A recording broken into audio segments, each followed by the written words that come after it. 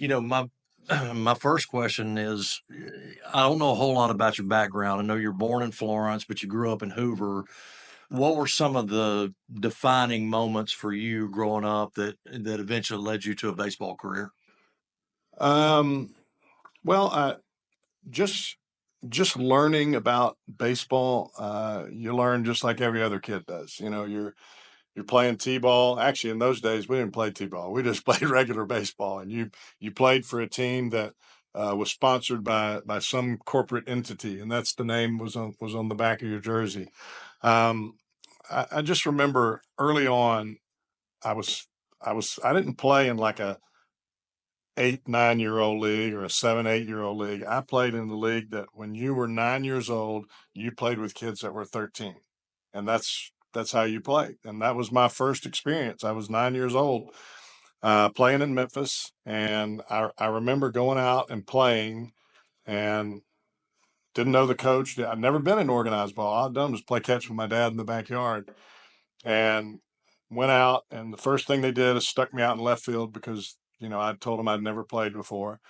We took some infield, and I threw a couple of balls in, and the coach said, "Oh, come in here a little bit," because I could throw. I mean, that's the one thing that I knew from, almost like birth. Yeah. I mean, I could throw and I could hit things. And I knew that was like an innate confidence that I had, that I really didn't know that there was any purpose to it other than I knew I could throw, and it felt good. It made me feel good. So the coach moves me into third base. I started playing third base, and he asked me one day, he said, "Do you think you could pitch?" I'm like, "Don't know, never, I've never done it." Puts me on the mound. I threw a couple of innings, and I was going back out for the third, and I was kind of doing, my arm was tight. I'd never done it before. And he comes out and he goes, "What's wrong?" I said, "Well, my arm's just a little bit tight." And he takes me out of the game. From that, this goes back to 9 years old. From that point forward, every time the coach came out, I don't care if it was there, college, high school, big leagues, didn't matter where it was, never, ever told him again that my arm was tight because I knew that meant you're coming Yeah, out you're of the coming game. out. So, Yeah. that's just kind of how all that kind of began. Yeah. You've got an incredible story about listening to the Reds broadcasts growing up, and tell that story. Um, I I grew up in Hoover, and that's really where I really became acclimated to baseball. I played on three, really four teams. Three won World Series, Dizzy Dean, Dixie Youth, and just just around a lot of guys that could play. So my interest in baseball was really heightened at that point in my life. And this was really from about 12 years old until I graduated high school. And I knew that the Cincinnati Reds and the Pittsburgh Pirates, they seemed to be the teams that were the teams to beat. Mhm. That's back in the Johnny Bench, Joe Morgan, Pete Rose days, and Davey Concepcion, and you had Willie Stargell with the Pirates. Well, I started trying to find some of these games on the radio, and because it was limited as far as when you could actually watch, because when the games were actually on Saturday, I was playing, Mhm. so I Mhm. couldn't watch it, but I could listen. So I'm messing around with a station in Birmingham, and all day long the station was Cuban. It was a Spanish station, and at 6 o'clock in Hoover, which is 7 o'clock here in Cincinnati, boom, there goes Marty Brenneman. "Welcome to Cincinnati Reds baseball." And I thought, I have found my niche. But the problem was when you're in those days, you couldn't listen inside to the radio. Mhm. It was especially from that distance. Even with the big watt station that they had here in Cincinnati, it was scratchy. And at 11, 12 years old, you don't want to listen to something scratchy. So I stopped doing it for a while. We're in the car one day, and I flipped on the game. I flipped on that station, and the game came right on.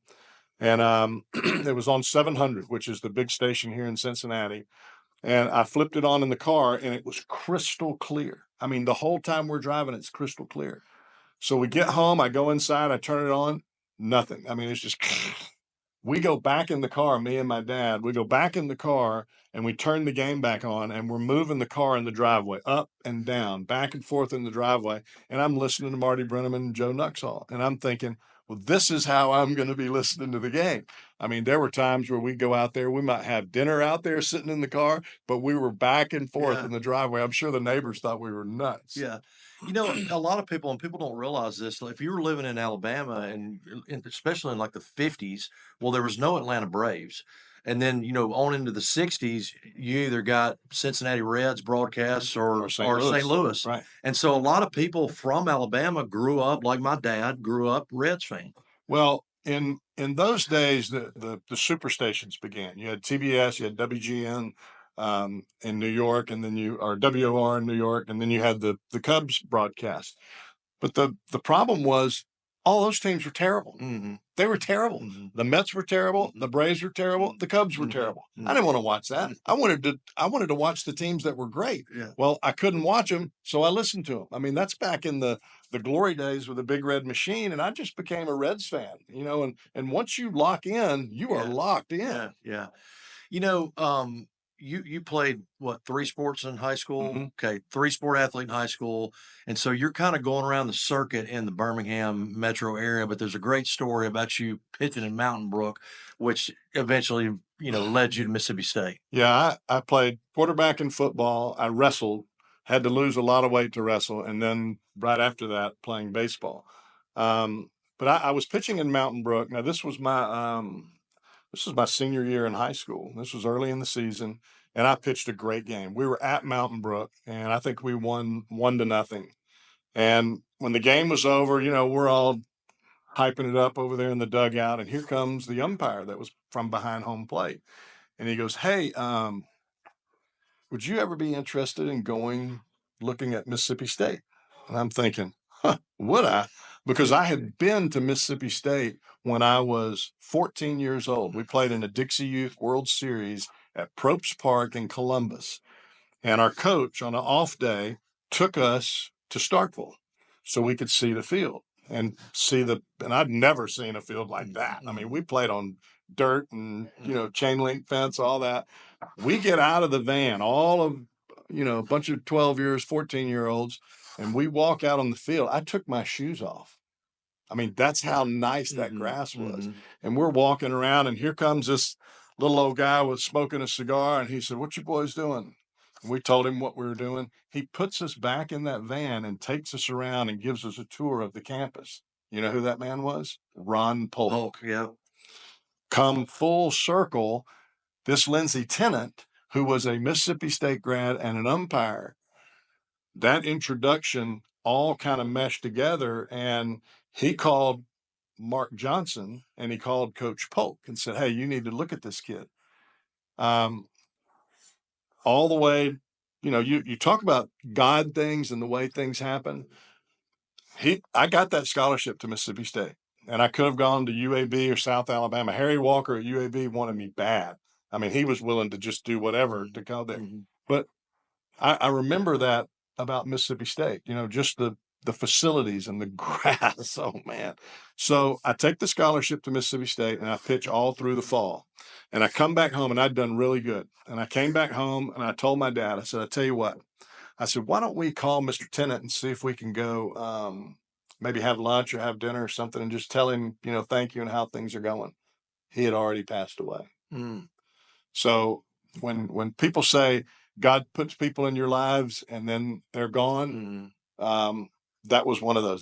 To me, that was just an angel stepping into my life and guiding me in that direction. Because let's be honest, had I not gone to Mississippi State, number one, I wouldn't have the wins record in the SEC. I probably would have never developed to a point where I was able to pitch in the big leagues. I wouldn't have learned the things that I learned.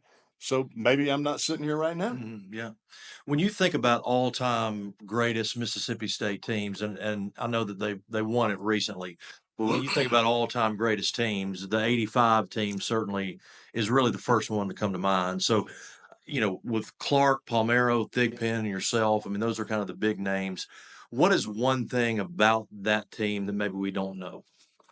Well, I think what most people don't know is that 4 guys don't a team make. There are a lot of other guys that contributed. Gene Morgan won 16 ball games that year, and he was the pitcher right after me. He pitched great. our defensive acumen on our infield, besides Will Clark, was phenomenal. John Scott played third base. Gator Thiessen played second base. Frank Davis played shortstop. They turned double plays like that. Now, they weren't the hitters that Palmeiro and Clark were, but they did the things that you have to do to be able to win ball games. And we had a center fielder, guy named Dan Van Cleve.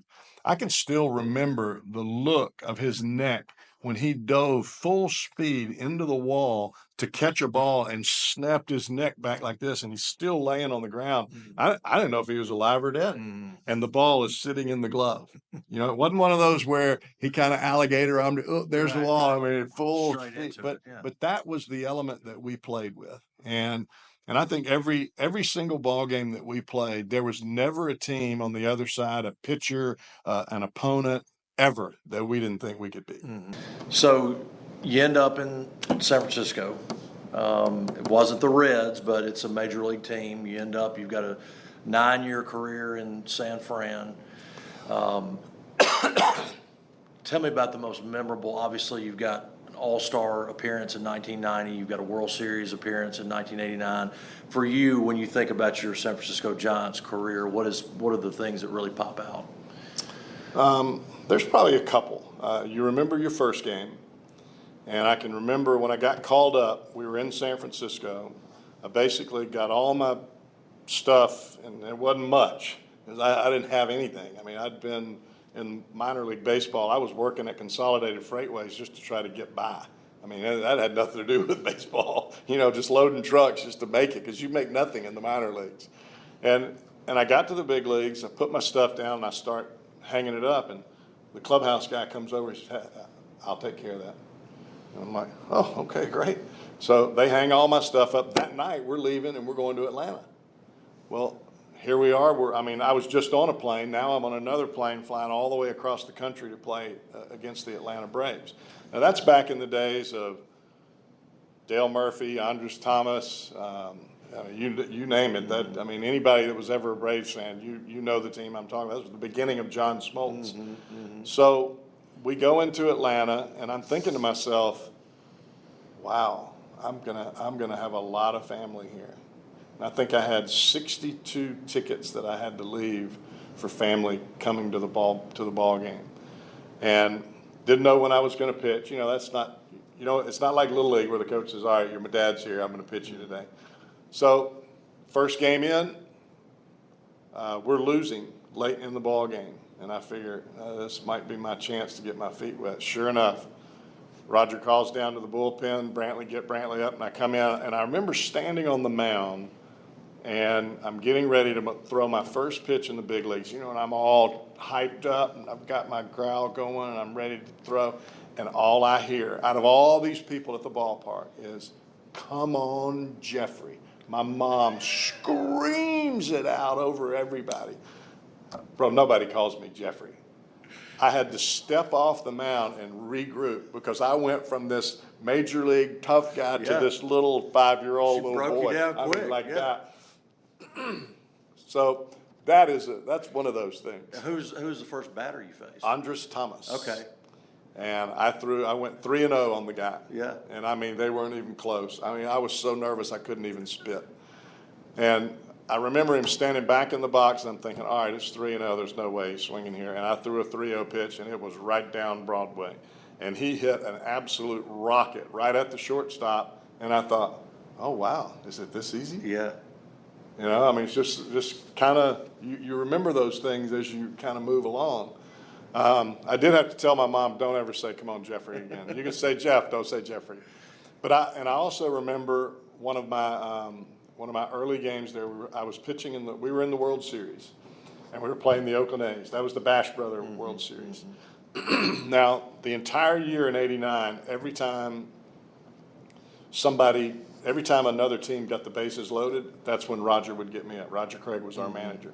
And that's just how he did it, because early in the season, when he would put me in the game with nobody on base, I might walk one or two guys and then get out of it. So what he figured is, I'm putting him in there with the bases loaded. He's got no wiggle room. He's got to get out of it. And it worked. And so here we are. We're in the World Series. Rick Russell had started game one, and you can see we're in about the fourth inning, I think, and the bases were getting kind of crowded. You're doing the math, and you're I'm like, doing the math, yeah, and I, you know, you learn that over time in the big leagues. You learn, okay, let's see, lefty, righty, lefty. We're getting back to the top of the order, but I'm thinking, all right, well, Canseco and McGuire are up, and I'm probably going to end up facing one of those guys, and then Dave Parker hit after them. So McGuire's up. I'm up in the bullpen throwing. I'm looking, and we've got me and Craig Lefferts, who was a lefty on our club. We're both throwing righty-lefty. Well, Canseco came to the plate, and I didn't go in the game. And I'm thinking, well, I guess I'm not pitching today because there's lefty was next and Parker. Parker comes to the plate, bases loaded. Roger walks to the mound, and he points to the bullpen, and Lefferts starts running it because Lefferts always ran in, and he goes, me, bases loaded. First appearance in the World Series, 2 outs, bases loaded. Dave Parker. I was like, oh my gosh. I mean, I watched Dave Parker playing for the Cincinnati Reds and the Pittsburgh and Pirates. I yeah. mean, we're talking about a masher, and he's in his veteran years. Terry Kennedy was the catcher, and the first pitch Kennedy called was a fastball inside. Now, I know you're not supposed to think about what could happen when you're on the mound. You're supposed to just blank that out and just make the pitch. Hey, World Series, all I could think of was that ball flying over the fence on a fastball inside, and it's a grand slam, first pitch in the World Series. I'm thinking, so I shook him off. I shook Kenny off. I said, no, I wanted to throw a split. And he goes, he put down a one, I mean, hard one, and slammed it against his right quad on the inside. And I'm like, okay. I rear back and I rifle it in there. And Parker takes this big, huge swing, and it hit about 3 inches above his hands. Just like a little snap, broken bat, little dribbler to Robbie Thompson at second, throws the ball to first. And I thought, wow, maybe it is that easy. You know, there's got to be a level of trust between you and the catcher. I mean, the catcher is such an important element of the whole, battery. So, talk about that, about how much you got to put faith in your catcher. Well, the reason I had so much faith in TK is earlier in the season, that same season, guy by the name of Eddie Murray, we were facing, he was playing for the Dodgers, and he comes to the plate, and I remember throwing him a split finger on the first pitch of the at-bat. And you remember these things because they meant so much to me in my learning of how to pitch at the big league level. I threw a split, and he missed it. He missed it by 3 feet. Helmet fell off. I mean, it looked terrible. So Kennedy sets back up, and he calls a fastball in. I'm like, I'm not throwing the – did you not see that? I shook, called it again, shook again. And he goes, calls timeout. He runs out there, and he says, he's looking for the split. I'm like, dude, he missed it by 3 feet. Even if he's looking for it, he can't hit it. He goes, okay. That's all he said. Okay, kind of like that. Goes back, sets up, doesn't put a sign down, just does his hand like this. Come on. And I thought, all right. So I threw my split. It landed probably 500 feet away from home plate. I mean, in the second deck at Candlestick where nobody hits the ball. And instead of Murray crosses home plate. Instead of sitting back up behind the plate, he comes back to the mound. And the only thing he said, I told you. Yeah. And then he went back behind the mound, or back behind the plate. So I learned, okay, big leaguers, if they're looking for a certain pitch and you throw it and you don't bounce it, and in some cases, Vladimir Guerrero Sr., they can probably hit it, even on the bounce. But I just kind of learned there's more to this than just making a nasty pitch, because these are major leaguers. They get paid a lot of money to hit nasty pitches. Otherwise, they're not going to stay here. So it's not only that you have to make a nasty pitch, but you have to make it in account that they're not looking for that nasty pitch. So I learned that real quick, and I learned it the hard way. Now, did you get to pitch to Canseco and McGuire? Yes, but not in that time. Okay, so how do you approach? I mean, when I was growing up, like Canseco was the guy, '86 Donruss baseball card. I mean, like, the big guns, Oh, yeah. the cars, all that kind of stuff. I mean, like, and you face that guy. Like, what is that like? What's your approach to pitching against a Jose Canseco or McGuire? Well, I'll combine those two. McGuire and Canseco looked the same when they stepped into the box, as far as their body type and the thunder that they provided. McGuire did not hit the ball inside very well. Canseco, that's all he could hit. So if you could get the ball on the outside corner and get it down, Canseco had a hard time with it. If you pitched McGuire outside and down, that's the ball that he absolutely destroyed, because Canseco had shorter arms, real quick on the ball inside. McGuire had longer arms and longer levers, so he kind of swept the ball. So he caught it from the middle of the plate out. And you learn to look at those things when guys come to the plate. Just because they're a real tall guy, you look at their hands, how far they reach down when they're standing. If they're well below their belt line, they got long arms. If they're up closer to the belt line, guess what? Don't throw them inside. Alex Bregman, this day and age, just was with the Astros, now with the Red Sox. You pitch him inside, it's over. Now, you were in the stadium in '89, right, when the earthquake happened. Walk us through that. I mean, you think about that, and I saw that happen live. I mean, the images of that were just incredible. It was surreal. But what was it like being in the stadium? Well, number one, we had already lost 2 games in Oakland, so we came back to San Francisco, and everybody was hyped up. I mean, let's go. It's our home ballpark. It's time to get this series even. We had 3 games in San Francisco, so the vibe was huge. The place was packed, and it's not like Candlestick was packed a whole lot back in those days, because number one, the weather was brutal. But for some reason, during October, the way the weather works in San Francisco, summer months are cold. It's windy, it's misty, fog, just terrible. It's football weather. During October and November, it's hot. I mean, people are wearing shorts and T-shirts to the game. So that's what it looked like at the World Series, shorts and T-shirts. It was warm. Well, what we didn't know is warm weather is earthquake weather in California. And we're all in the locker room. We're getting ready to go out. The game started at supposed to be like 5:06, 5:07. So we were heading out for our introductions and all of that kind of stuff. There's a tunnel that goes from the locker room, and it's about 40 yards from the locker room to the dugout. And it's kind of semi-gradual uphill. And they're supposed to have emergency lights in that tunnel in case something ever happens. Well, as I was walking with Mike LaCosse, another pitcher on our club, we made the left turn out of the clubhouse. And as soon as we made that turn, you could hear, it sounded like a train coming, kind of a little bit of thunder, and it got louder and louder, and at that point, you knew it was an earthquake, and you knew it was a bad one. So you knew it was happening. Oh, yeah. Yeah. And so we kind of broke into a jog, and, it's just instinctive. When you played as long as I did, you're always protecting your right hand and your right arm. That's your moneymaker. So I threw my glove up under my right arm and tucked it in, because I couldn't see, the lights were off. And I put my left hand out because the tunnel was dark, and I'm rubbing along the concrete wall, running. The longer that we ran, the tunnel began to turn, almost like if you went to a fair ride and like you're an walking. amusement park An or amusement something. park. Yeah. It, not to that extent, but you could tell it was turning because it was throwing us off balance. The ground was moving. And get out to the dugout, and the earthquake had stopped. It was eerie silence just for about 3 or 4 seconds.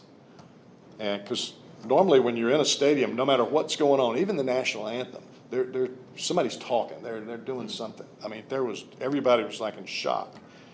And I remember thinking to myself, wow, if this stadium collapses, where's the best place to be standing? And if you look back at the pictures, a lot of baseball players, that's kind of how we thought. We were out around second base. We were trying to find our family and get them out towards the second base area, thinking that that would be the last place that the top of the stadium would fall to. You know, you don't really know at that time, but I mean, that's kind of what you're thinking.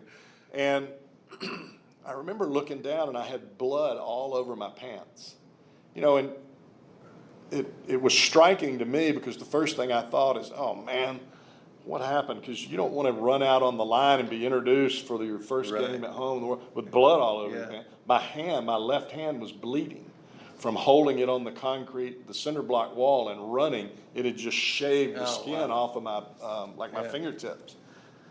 I didn't even think it didn't hurt or anything. I mean, when your adrenaline kicks in, you're just kind of going. But I remember everybody just kind of looking around, and what was eerie about this is the fans started to chant, "Let's play ball," because it was normal to have 2 and 3 on the Richter scale earthquakes in San Francisco, just little rumbles, little shakes, and then they would go away. But what the people in the stands didn't know, because they didn't have any cell service or anything else, because everything was shut down at that point, is it'd been a 6.9, and the Bay Bridge had collapsed, the marina was on fire, the 880 expressway on the Oakland side had dropped all 3 decks. I mean, it was a unmitigated disaster. It was terrible. And nobody knew that inside the stadium. We started to hear from the cameras and the just the internal communication that we got from guys that were doing TV that this was not going to be played and all these other things were going on. And we were like, oh, man. I mean, it was really bad. Guys had their wives that were coming to the game, couldn't get in touch with them, had no idea if they were dead or alive. You know, it was just a panic moment. And that really didn't set in until about 2 or 3 minutes after the earthquake. Did that affect the way y'all played? Oh, without a doubt. I mean, we had a layoff of 10 days between what was supposed to be game 3 and what ultimately ended up being game 3. No practicing, nothing, and just show up. What happened for us is we stayed in San Francisco. The A's left and went to Phoenix to work out. And when they came back, man, they were on it. And I mean, that was it. And, you know, it's kind of a shame that happened in the one World Series I got to play in. But what I tell people is I got to play in the World Series. And I got to pitch with the bases loaded. And I faced Dave Parker. You know, I mean, that's a pretty cool moment. Is that something that people ask you a lot about that earthquake game? Or you talk about that a lot? Yeah, because it's one thing in history. There are a lot of things, but it's one of those things in history that's never happened before. Yeah. I mean, 10 days in a World Series between game 2 and game 3, that's a lot of time. Yeah. You know, you got to play at Mississippi State with Will Clark, and then you got to play with him again with the Giants. And to me, he's one of the most underrated hitters, really in Major League Baseball history. What impressed you most about the way he approached the game? It seems like there's a seriousness about the way he approached the game. I try to explain this to some of our young hitters here in Cincinnati. He never gave up an at-bat. He never gave up a pitch. Never took a pitch off. Never took an at-bat off. It didn't matter if the score was 15-0. His competition was not about just winning the game. It was about winning this pitch against that pitcher. And that's what made him great. Now, there were plenty of times where he'd get frustrated, but there was always a way that he would either pick up something on the pitcher, he would look at tendencies, maybe 2 or 3 batters ahead of him. He was always playing the mind game, always understanding, okay, this guy does this to me different than maybe their other relievers do, or maybe their other starters. And he just always had a complete game plan before he ever put one foot in the batter's box. And I feel like he was a hard worker too. I mean, like I think he put so much into working on his craft and working on the game that was a huge part of his success. He had a great ability to adjust, and I think being able to adjust is being comfortable in your own skin. And you know, there are a lot of people out there that would say, well, Will was arrogant, he was this, he was that. You know what? If you're playing in front of 50,000 people every day, if you don't think you're good, nobody's going to think you good. So Right. you better think you're good, and Yeah. you better think you're the best one out there. Otherwise, you're not getting paid, and you're going to strike out. And you know what those 50,000 people are going to do? They're going to boo. Yeah. Y'all shared a stadium with one of the greatest dynasties in Oh, yeah. NFL history. Did you guys get to know? I Joe mean, Montana days. Montana, Rice. You know, it's interesting that y'all's manager was Roger Craig. Then Yes. Roger Craig played for the 49ers as well. So, That's right. But did y'all have a camaraderie? Did y'all get to see each other? Did you get to know the 49ers? We would during get that to time? see them every once in a while, but it wasn't like we were all best buds, because they would play when we were on the road, because they'd switch the field around. They would play, we would be somewhere else, and then we would come back. Now, they didn't work out at that stadium. They didn't even work out in San Francisco. They were south of us, where their workout facility was. So they only played their games at Candlestick. But every once in a while, like if a guy was doing a photo shoot, or if they were in for an event and then leaving as we came to the ballpark, you would see them and, just kind of shoot the breeze. We knew them, they knew us, but it wasn't like you were hanging out together. Okay. So you get to the Reds, and then you end up becoming, you have your best season with the Reds in '96, right? 44 saves. What was the key to that success? Having the kind of year that you did in '96, what do you feel like kind of got you into that position to be able to have success during that year? Well, number one, I knew I could do it, because my All-Star season in 1990, I had a 1.53 ERA. So I knew I could do the closing role. The guys, when I saved all those games in San Francisco, my second year in the big leagues, we signed Dave Righetti the next year, because there were some questions about my shoulder, because I was pitching every day. And Dave Righetti was a closer for the Yankees. And soon after that, we ended up with Goose Gossage, Dan Quisenberry, Steve Bedrosian. I learned from some pretty good guys over my career in San Francisco, even though I wasn't really the closer. Yeah. I thought I should be, because of the way that I pitched, but we had these other guys too, so Yeah. everybody was kind of mixing and matching.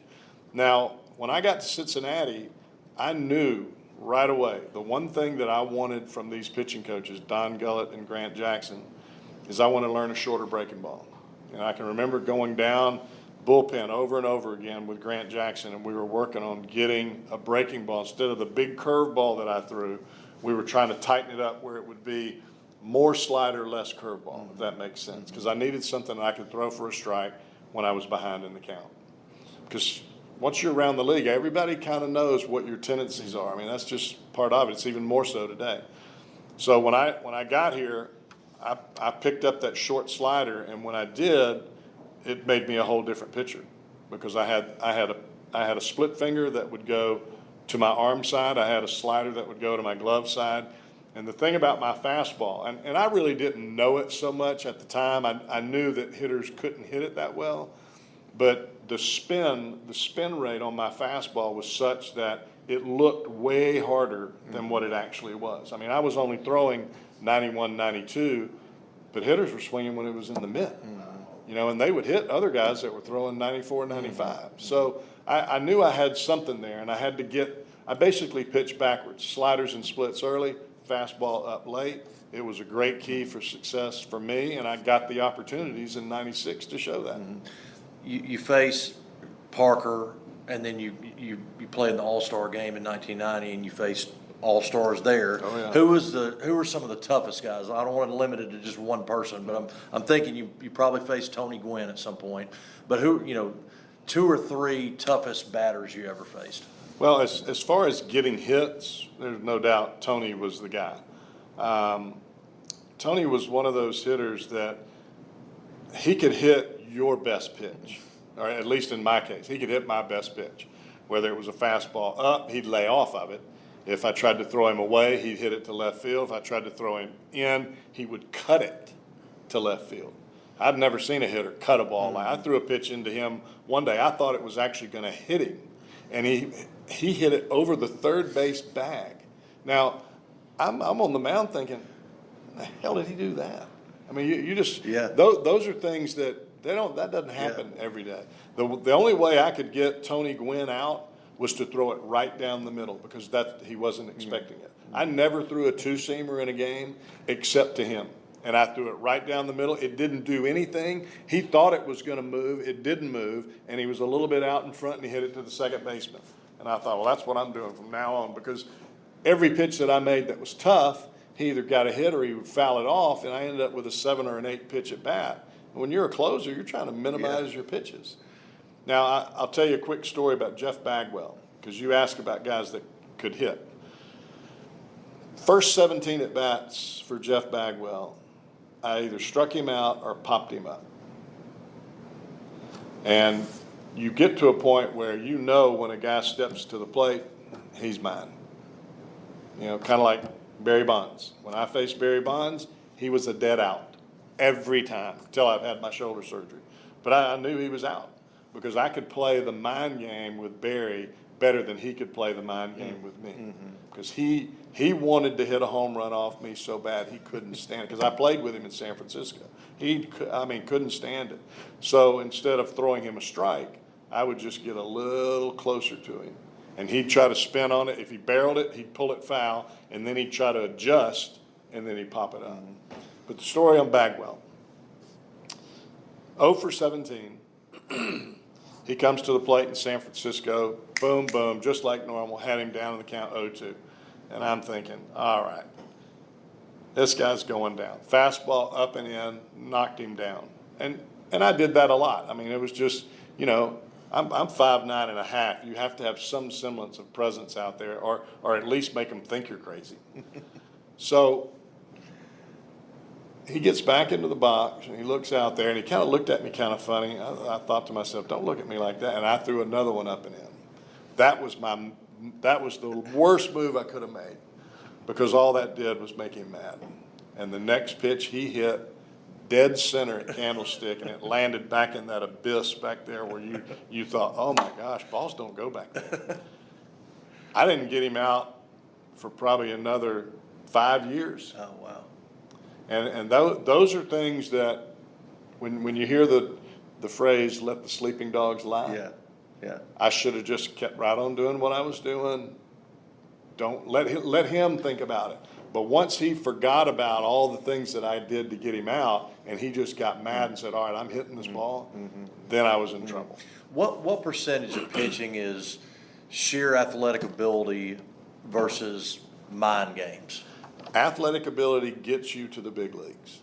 If you throw the ball in this day and age, if you're throwing the ball 95, 100 miles an hour, chances of you pitching in the big leagues are pretty good, no matter what your stats are in the minor leagues, because there's going to be some team at the big league level that thinks to themselves, look, this guy throws 98, we can fix him. Even though you might have a 40 ERA everywhere in the history of your baseball career, somebody at the big league level is going to think we're smarter than everybody else, we can fix him, and you'll get a chance. The way to stay at the major league level, and it's the only way to stay at the major league level, is you have to have a game plan, and you have to outthink the hitter. And it's not some complicated process. I mean, if you think about it, throwing is to see how hard you can throw the ball, how hard you can let it loose. That's throwing. Pitching, in its essence, is changing speeds and keeping the hitter off balance. It's not how hard you can throw it. It's not how much your ball spins, how great the break is. Those are all good. Those are all physical characteristics. The toughest thing to learn mentally at the big league level is to keep the hitter off balance. And sometimes that means you have to throw it a little slower than full speed. Now, you ended up, after you finished with your baseball career, you ended up being at ESPN for a little while, and then you came back, and it really came full circle here when you came back with the Reds and started a broadcasting career. What was it like to hear the guy that, to work with a guy that you used to listen to on the radio? I mean, that had to have been an incredible experience for you. It was, and it was such an overwhelming issue when the Castellini family, Bob Castellini, was talking to my agent about me coming back here to broadcast. I mean, it was a no-brainer for me. I mean, that is like a lifelong dream. Like the little kid, the baseball thing, that's all great. That made me a lot of money, but my dream was to sit in that booth at Riverfront Stadium and broadcast game. I mean, that was my thing. Yeah. So when the Reds decided they wanted to do this, the first thing I did before I signed the contract, I called Marty. And I said, "What do you think about this?" I said, they want me to come back and sit in for Joe because Joe was sick. He was sick bad. And he goes, "I think it would be great." And I thought, wow. And that made me feel good, because I'd listened to him from the time I was a kid, little kid. And I thought, man, it kind of gave me a comfort. And so I get back here and start doing, trying to learn how to do this thing. And, just talking back and forth with him about stuff I needed to do. And he asked me before our first spring training together, he said, "Jeff," he said, "have you been practicing your play-by-play?" I'm like, "No." I said, "I can do that in my sleep. I've been doing that since I was 9. Mm-hmm. Well, little did I realize that play-by-play is a whole different animal than analyst. Mm-hmm. Because as an analyst, which is what I do the most of the time, is I'm talking about hitter swings, where the pitch is, and I'm not really talking about where the ball's at. Mm-hmm. Because I lay out and then the play-by-play guy takes that. First game ever. Marty Brenneman, he does the outs in the second inning. Third inning is supposed to be my turn to do play-by-play. And he says, "And back with the play-by-play for the first time will be Jeff Brantley when we come back." And he gets up and he walks out of the booth and closes the door. And I thought, oh boy. And then it hit me like, whoa, I got this. Yeah. I'm on my own. Yeah. It's kind of like that bicycle when your daddy lets go of it and you're going down the hill. You got it, son. Yeah. Don't turn left, don't turn right. Hold it steady. So we come back for the game, and the inning did not go according to plan. It was not a 3-up, 3-down. Here's a shortstop, throw to first. There was a walk, wild pitch, guys at second. Guy hits a ball in the right center field gap, right-handed batter, and I'm talking about how he was swinging and getting inside the ball, runners running around the bases, guys scored, and I'm still talking about the pitch. And I hear it is right behind my head. "Tell them where the ball is. Tell them where the ball is. Where's the ball?" And I thought, and the throw to the plate. But that Marty came back in. I didn't hear him come back in because you're on the air with your headphones on, and that in itself was a learning. And it took me a while here to figure out, okay, when you're doing play-by-play, you've got to help because people can't see it on the radio. You're painting a picture, right? Yeah. You have to give people a word picture, and you have to create the atmosphere and kind of set the stage so that someone that does not have the picture in front of them, they can understand exactly what's going on. And these are people that are serious about their baseball too. Yeah. I mean, how do you measure your success with respect to that? Because you can draw criticism.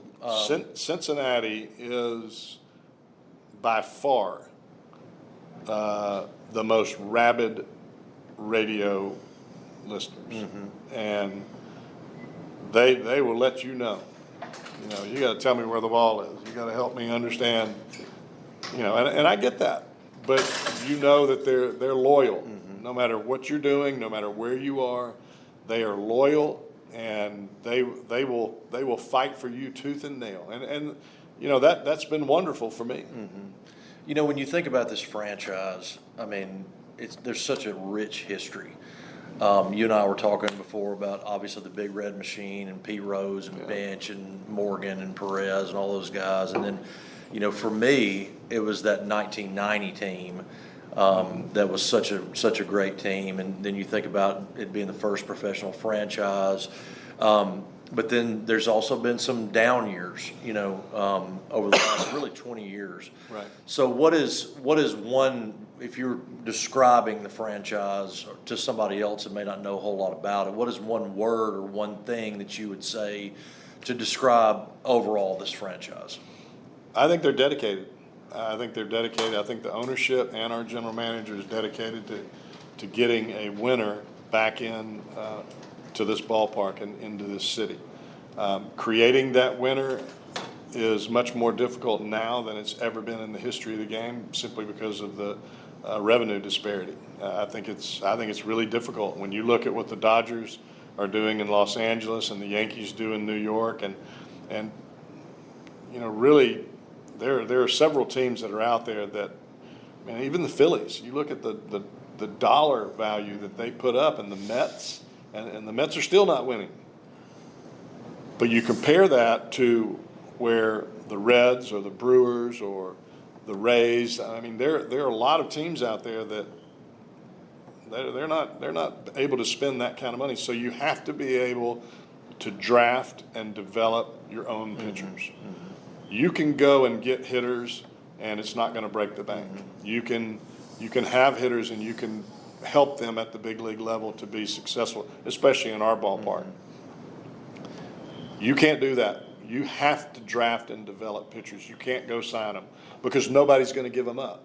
Pitching is the currency of baseball. Mm-hmm. And when you don't have it, you're not winning. Mm-hmm. Well, it seems like you've got Green, Lodolo, Martinez, and more, on the way up. Yeah. You add Singer in the offseason. Yeah. You add Gavin Lux. Some pieces are coming together that you can build around. Right. Is this team on the cusp of getting over the hump? You feel? I feel it. I feel like they're right there, and they're ready to get over it. I definitely think that they are. I think that is the general feeling here in Cincinnati. But if you're a Cincinnati Reds fan, you've heard this language before, mm-hmm. and you've kind of gotten busted. Mm-hmm.